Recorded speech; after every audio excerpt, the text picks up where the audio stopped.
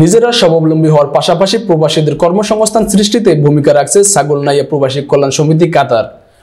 সংগঠনের সার্বিক কার্যক্রম আরও গতিশীল করার লক্ষ্যে সংগঠনের পক্ষ থেকে তৃতীয় গাড়ি আনুষ্ঠানিকভাবে হস্তান্তর করেছে সংগঠনের সদস্যরা।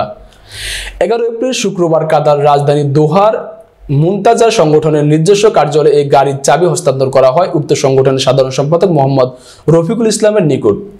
সংগঠনের সভাপতি খোরশেদ আলম পাটোয়ারির সার্বিক ব্যবস্থাপনায় অনুষ্ঠানে প্রধান অতিথি হিসেবে উপস্থিত ছিলেন নুরুল আলম। বিশেষ অতিথি হিসেবে উপস্থিত ছিলেন বিশিষ্ট ব্যবসায়ী আনোয়ার হোসেন। অন্যান্য অতিথি হিসেবে উপস্থিত ছিলেন কামাল পাটোয়ারি, রুবেল ভুইয়া, শাহাদাত হোসেন, শাহ আলম পাটোয়ারি সহ আরো অনেকে। এ সময় ছাগলনাইয়া প্রবাসী কল্যাণ সমিতির সভাপতি খোরশেদ আলম পাটোয়ারি বলেন, মূলত সমিতির কারণে কাতারস্থ ছাগলনাইয়ার প্রবাসীদের ঐক্য, ভ্রাতৃত্বের বন্ধন, সহযোগিতা ও কমিউনিটির শক্তিকে আরো দৃঢ় করেছে এবং দেশের রেমিটেন্স বৃদ্ধিতে ভূমিকা রাখছে।